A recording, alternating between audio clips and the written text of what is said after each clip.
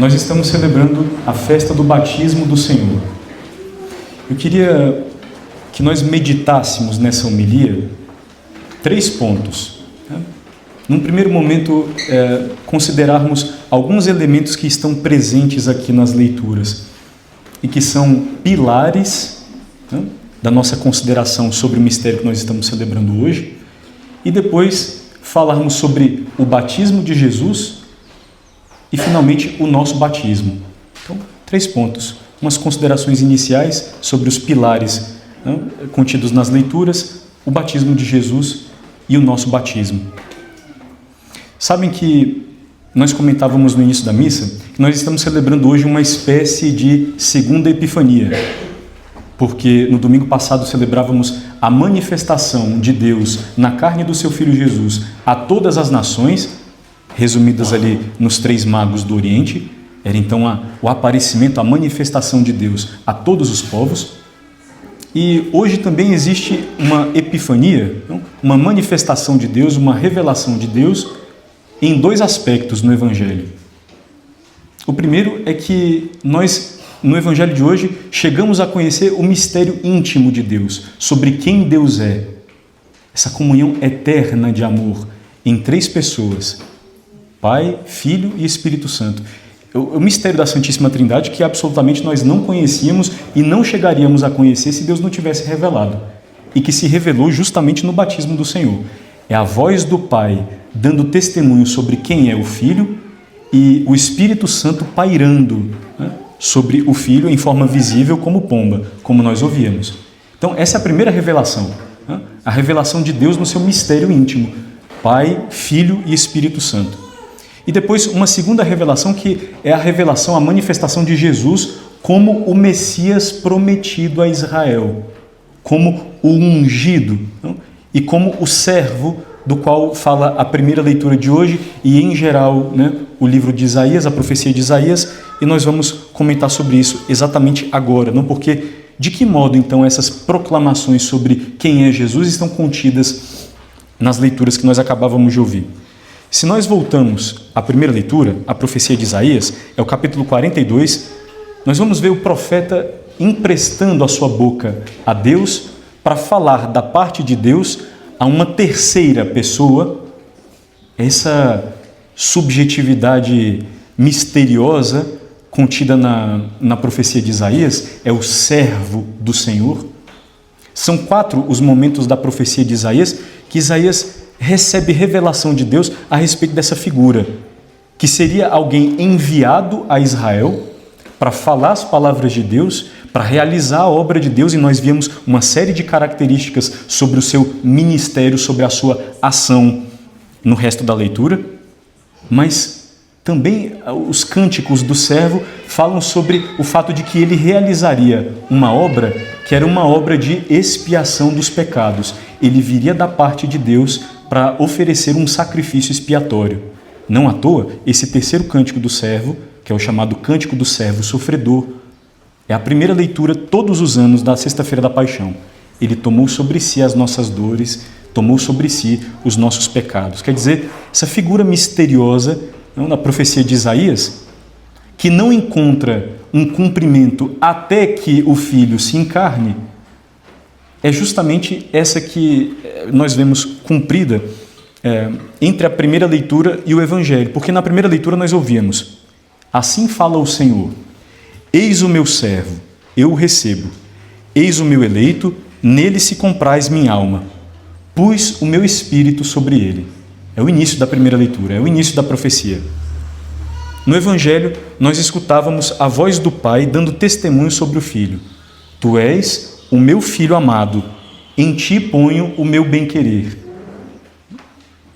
E o Espírito Santo pairando sobre Jesus em forma visível de pomba. Quer dizer, o link entre a primeira leitura e o Evangelho é justamente que tudo aquilo que estava profetizado lá na profecia de Isaías, que é a primeira leitura, vai cumprido na manifestação do Pai sobre quem é Jesus. E na manifestação do Espírito Santo sobre quem é Jesus. Ele é o servo, ele é o eleito em quem Deus pôs as suas complacências, o seu afeto, o seu bem-querer. Ele é o Filho amado, agapetos, E, além disso, pus o meu Espírito sobre ele, escutávamos na primeira leitura, o Espírito paira sobre Jesus no seu batismo, como nós escutávamos no Evangelho. Esse é o link entre a primeira leitura e o Evangelho. O Evangelho, no batismo de Jesus, nós vemos cumprida a profecia de Isaías. Mas não é só que Jesus seja o servo prometido, como se isso fosse pouco, não? Não é que seja só o servo prometido, não? Lá na profecia de Isaías. Ele é o filho. Percebam que existe uma troca, não, dos termos. Lá na primeira leitura, eis o meu servo. No Evangelho, eis o meu filho, muito amado. Quer dizer, não é só alguém que vem falar da parte de Deus, não é só um arauto de Deus, não é só um profeta, não é só alguém que veio realizar a obra de Deus no sentido de realizar boas obras, senão que é o próprio Filho eterno com o Pai o que veio para consumar a obra da nossa salvação. Jesus é o servo na primeira leitura, é o Filho no Evangelho. São Pedro, nos Atos dos Apóstolos, na segunda leitura, diz que ele é o ungido. É o segundo nome, não Cristo, que não é sobrenome de Jesus, é um título messiânico. Christos, em grego, é a tradução do hebraico Messias, Mashiach. E São Pedro dizia na segunda leitura: vós sabeis o que aconteceu em toda a Judéia, a começar pela Galiléia, depois do batismo pregado por João. Como Jesus de Nazaré foi ungido por Deus. Quer dizer, ele é o Cristo, aquele que foi ungido por Deus. Não com uma unção terrena, como os reis de Israel eram ungidos também para realizar uma missão, né? Mas ungido com uma unção eterna, espiritual, que é o próprio Espírito Santo de Deus. A própria profecia de Isaías falava sobre o servo ter a plenitude do Espírito de Deus. Sobre ele repousará o Espírito do Senhor. Espírito de sabedoria e de inteligência, de conselho e fortaleza. São os 7 dons do Espírito Santo sobre os quais fala a profecia de Isaías também a respeito do Messias. Jesus é o ungido. É isso que diz São Pedro na segunda leitura, nos Atos dos Apóstolos. É isso que nós vemos se manifestando visivelmente pela presença do Espírito Santo, a plenitude do Espírito derramada sobre o Filho, não com uma unção terrena, portanto, mas com uma unção eterna. É o próprio Espírito Santo, esse bálsamo com o qual a humanidade do Filho é ungida desde o primeiro momento da sua existência, desde o ventre de Maria, ela que concebeu pela ação do Espírito Santo, que foi envolvida pela sombra de Deus, como diz o anjo Gabriel. E essa unção eterna, que é o Espírito, se manifesta no batismo do Senhor. Aqui são as recapitulações de algumas coisas importantes de catequese, não, e de teologia, para que nós entendamos qual é a proclamação da igreja e qual é a proclamação da nossa fé nesse domingo. Jesus é o servo prometido e profetizado no profeta Isaías. Jesus é o Filho eterno. Jesus é o ungido por Deus. É o Messias, é o Cristo. É aquele prometido a Israel. Pois bem, e a sua unção excede a que estava prevista, porque ele não veio para reinar segundo um modelo humano, não de poder. Mas bom, tem uma curiosidade não sobre a palavra servo, que vincula a primeira leitura e a profecia de Isaías ao ministério de João Batista. Talia, em hebraico, que é a palavra para servo, é a mesma palavra que serve também para dizer cordeiro. E essa é a proclamação que João Batista faz. Nós vemos João Batista e seu ministério no Evangelho de hoje, Jesus indo até o seu encontro, né, para receber um batismo. Nós já vamos comentar sobre isso. Mas João, quando vê Jesus passar, o Evangelho de São João aponta Jesus para os seus discípulos e diz: eis o Cordeiro de Deus, Talia. Ao mesmo tempo, o servo prometido da profecia de Isaías é a mesma palavra e, ao mesmo tempo, o Cordeiro Santo, puro, sem mancha, que veio oferecer um sacrifício expiatório, que veio se entregar, né, ser entregue no nosso lugar em perdão dos nossos pecados. Eis o Cordeiro de Deus que tira o pecado do mundo. Essa frase que inclusive está contida na nossa missa quando o sacerdote apresenta, não, as espécies eucarísticas logo antes da comunhão, da sua comunhão e da comunhão dos fiéis a toda a assembleia. Não? Bom, nós vemos então Jesus indo até o encontro de João Batista, o cordeiro puro e sem mancha, o cordeiro que, nas palavras de João Batista, veio para expiar os pecados dos homens, se coloca na fila dos pecadores, se identificando com eles para receber o batismo de João. E atenção, esse já é o segundo ponto da nossa homilia, né? O batismo de Jesus. Esta é uma situação embaraçosa. Esta é uma situação constrangedora para João Batista. E ele diz isso. Eu é que devo ser batizado por ti, e tu vens a mim? E diz isso ao povo. Olha, eu vos batizo com água, mas no meio de vós está aquele que vós não conheceis, que veio antes de mim, que existia antes de mim e que é mais forte do que eu. Eu não sou digno sequer de desatar a correia das suas sandálias. Eu vos batizo com água, ele vos batizará com o Espírito Santo e no fogo. João Batista tem consciência sobre a sua missão, sobre a sua pregação, qual é o seu papel na história da salvação, pregar a penitência, pregar a necessidade de conversão, a preparação dos corações, portanto, para a vinda do Messias e, num segundo momento, realizar esse batismo penitencial que não perdoa pecados, mas que é símbolo externo dessa contrição, desse arrependimento e é, ao mesmo tempo, abertura para a espera do Messias Salvador. João Batista tem consciência sobre quem ele é, qual é o seu papel na história da salvação e quais são os limites da sua missão.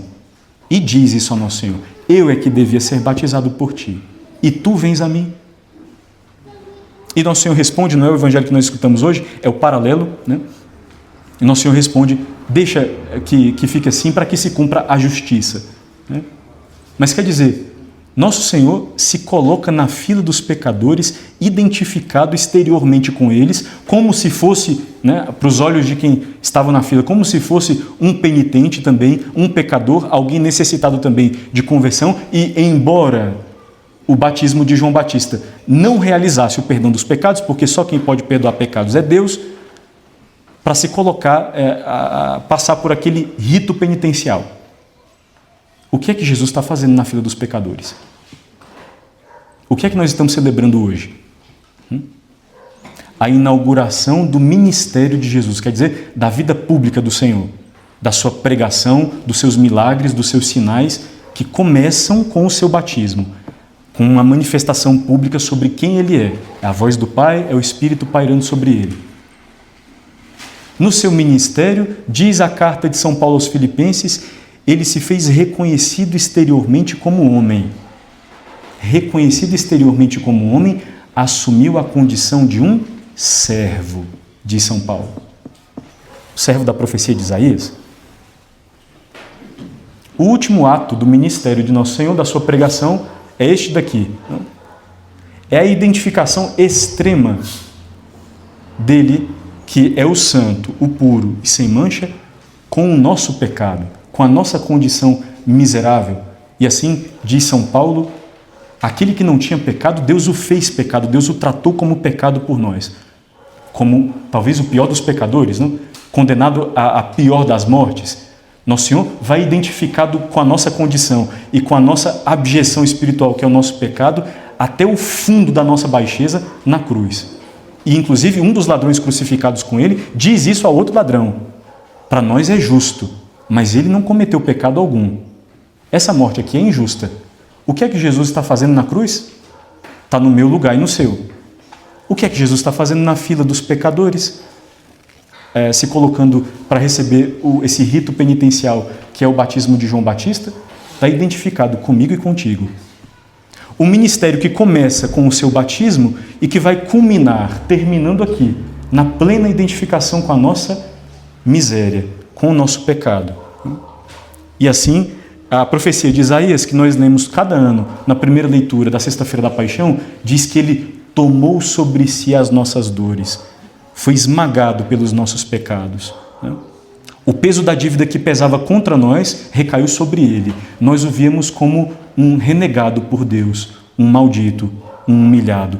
Desviávamos a face dele. Pois bem, isso que acontece na sua plena extensão, na sua plena realização, na paixão e na cruz do Senhor, começou a acontecer no início do seu ministério, não começou a acontecer já na encarnação, mas com essa manifestação pública e o início do seu ministério por meio do seu batismo. Ele está identificado conosco, reconhecido exteriormente como homem, humilhou-se numa condição de servo. É isso que Jesus está fazendo ali. Quer dizer, não precisava receber um batismo de purificação dos pecados, passar por um rito penitencial, ele que era o santo puro, o cordeiro que tira os pecados do mundo. Mas então foi até as águas do Jordão, não para que ele fosse purificado por elas. Assim ensina a igreja, foi até as águas do Jordão para que ele as purificasse, tocando-as. As purificasse para quê? Para que esse elemento material, que ao longo da história da salvação, ou seja, a água, que ao longo da história da salvação serviu para manifestar purificação e nova criação, assim o povo de Deus no Antigo Testamento tinha sido recriado por meio de uma inundação, um dilúvio na época de Noé. Assim, o povo de Israel passou a pé enxuto no meio das águas, é o Mar Vermelho, e foi salvo dentre as águas, sem se afogar, como aconteceram com as tropas e os carros do faraó, um povo que foi salvo da escravidão pelo meio das águas e introduzido numa peregrinação até a terra prometida por Deus. Depois é o mesmo povo que vai atravessar o rio Jordão, guiado por Josué, e entrar na terra de Canaã, ingressando na cidade de Jericó. Quer dizer, o povo que progressivamente foi experimentando essa passagem pelas águas, esse elemento material, como sinal de vida nova, como sinal de libertação, como sinal de renovação, esse elemento material que foi preparado por Deus na antiga aliança e que na profecia de Ezequiel era sinal do derramamento do Espírito Santo, uma água nova que saía do templo, do lado direito do templo e inundava de vida tudo aquilo que tocava. É o lado aberto de nosso Senhor ferido, inundando, não fecundando as almas, fecundando a igreja. Tudo aquilo que toca, sangue e água, jorraram do lado aberto do Senhor. Pois bem, esse elemento material, preparado por Deus desde a antiga aliança, como sinal dessa purificação, dessa renovação, dessa vida nova, é este ao qual nosso Senhor desceu nas águas do Rio Jordão para, tocando-o, purificá-lo em sinal da graça do seu Espírito, da sua plenitude do Espírito Santo, ele que é o ungido, é o Messias, que derramaria sobre nós que tivéssemos fé nele. É o nosso batismo. É o terceiro ponto da nossa homilia. O nosso batismo é um mergulho, claro, é um mergulho nas águas. Mas atenção, porque a água é o veículo externo, é o sinal visível de uma graça invisível. As águas do nosso batismo são veículo externo, são sinal visível de uma graça invisível, que na verdade é o derramamento do Espírito Santo de Jesus, que paira sobre ele no batismo de hoje e que foi derramado em abundância, porque ele é o Messias, o doador do Espírito Santo, aquele que tem o Espírito de Deus na sua plenitude. Esse Espírito foi o que foi derramado sobre nós, no nosso batismo, que não é o batismo de João Batista. O batismo de João Batista não purificava dos pecados. É Deus quem nos purifica dos pecados, é só o Filho Jesus, que é a nossa salvação e o nosso Salvador, que nos pode lavar dos nossos pecados. E assim disse João Batista, esse é o Cordeiro de Deus que tira o pecado do mundo. Pois bem, o nosso batismo não é, apesar do elemento externo ser o mesmo, água não é o batismo de João Batista. O elemento interno é absolutamente diferente. O elemento interno do batismo de João Batista é penitência, contrição dos pecados, e aquilo ali é um rito penitencial só visibilizando essa disposição interior. Não é o que acontece conosco no nosso batismo. No nosso batismo, nós somos recriados, renovados interiormente e passamos a existir para Deus pelo perdão dos nossos pecados, que acontece com o derramamento da graça de Jesus, com o Espírito Santo doado por Jesus, do qual a água, externamente falando, é só visibilização, é só elemento, veículo. Pois bem, Jesus foi às águas do Jordão para purificá-las em sinal de uma água purificadora que seria símbolo da purificação e da nossa regeneração espiritual pela graça do Espírito Santo. Assim ele tinha dito no Evangelho: quem crê em mim, rios de água viva jorrarão do seu interior. É o capítulo 8 do Evangelho de São João. Ou então, no diálogo com a samaritana, é o capítulo 4, se tu soubesses quem é que te pede de beber, tu é que me pedirias, e eu te daria a água que jorra para a vida eterna. Pois bem, Ele, que é o doador dessa água viva, que é o Espírito Santo, a derramou sobre nós interiormente na nossa alma, é a graça do seu Espírito, e a derramou sobre os nossos corpos no nosso batismo por meio do ministério, não do diácono, do padre ou do bispo que nos tenha batizado. Ali nós fomos recriados, nós fomos imersos, isso significa o verbo batizar. Nós fomos mergulhados na graça de Jesus e de São Paulo, fomos sepultados com Ele na sua morte, sepultados não com Ele, com os nossos pecados, e a partir dele, que nos purificou, ressurgimos para uma vida nova, para uma nova existência. O batismo é uma regeneração, é uma recriação. É o diálogo de Nosso Senhor com Nicodemos, é o capítulo 3 do Evangelho de São João. Em verdade eu vos digo, quem não nascer do alto, quem não nascer de novo da água e do Espírito, não pode entrar no reino de Deus. O batismo é um novo nascimento, é um nascimento para Deus. O batismo é início da vida eterna. Quer dizer, o céu vai aberto para nós. É o Evangelho de hoje. O céu se abriu e a voz do Pai desceu, dando testemunho do Filho. Pois bem, sem Jesus, o Filho, sem Jesus Salvador, não existe céu aberto para nós, não existe salvação para nós. A partir dele, sim. E, portanto, mergulhados no seu mistério, mergulhados na sua santidade, sim. Céu aberto para nós, nós começamos a existir em direção à vida eterna, em direção ao céu. O batismo nos fez filhos de Deus. Jesus escutou no Evangelho de hoje: eis o meu Filho amado em quem ponho o meu bem-querer, em quem ponho as minhas complacências, o meu amor. Cada um de nós devia escutar essas palavras dirigidas ao próprio coração nesse domingo. Cada um de nós que fomos batizados para pertencer a Jesus, para sermos filhos de Deus no único Filho, deveríamos escutar essas palavras dirigidas a nós. Tu és o meu Filho, em ti ponho o meu bem-querer, em ti ponho o meu amor. Sobre ti repousa o meu espírito. Tu foste recriado pelo meu amor e pela minha graça, pela minha santidade, para existir em mim e para mim. O batismo é uma nova vida que nos foi dada. Assim diz São Paulo: se alguém está em Cristo, é uma nova criatura. As coisas antigas passaram, tudo se fez novo. O batismo que nós recebemos foi administrado em nome da Santíssima Trindade, em nome do Pai e do Filho e do Espírito Santo, que são os mesmos três que se manifestam, que se revelam no batismo do Senhor. É o Evangelho que nós escutávamos hoje. Nós fomos feitos também templos, morada de Deus pelo seu Espírito, membros do seu corpo místico, que é a Igreja, por causa do nosso batismo. E por isso, terminando essa homilia, nos convém pensar: se nós, pelo meio do nosso batismo, passamos a existir em Deus e para Deus, qual é o nosso nível atual, agora, a nossa consciência agora, diante de nós mesmos e diante de Deus? Qual é o nosso grau de coerência e de adesão nos nossos valores, nos nossos pensamentos, nas nossas intenções, nos nossos gestos, nas nossas palavras, nas nossas ações, dizer, no conjunto da nossa vida? Qual é o nosso grau de coerência, de adesão à graça que nós recebemos? Nós fomos mergulhados na vida divina para pertencer a Deus, para existir para Ele e para existirmos, não para vivermos a vida crescendo em graça a partir da efusão do Espírito Santo que nós recebemos no nosso batismo e na nossa confirmação, na nossa crisma. Essa vida divina está chamada a se expandir em nós com a nossa colaboração, com a nossa adesão, por meio da oração. Pensar: qual é o tempo que eu tenho para rezar? Qual é o tempo que eu dou a Deus para cultivar essa relação, já que eu sou filho, não? Qual é o tempo que eu dou a Deus na oração?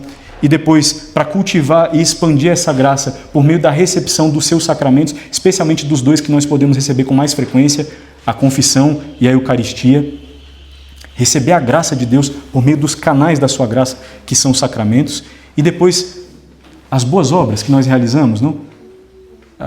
Os mandamentos que nós vivemos, as virtudes que nós empreendemos na vida, em sinal da nossa pertença a Deus, em sinal da vida nova que nós recebemos.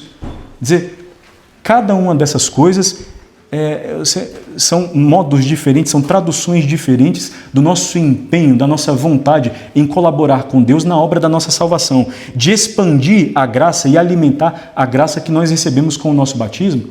no nosso batismo, fazendo-a frutificar ao longo da nossa vida.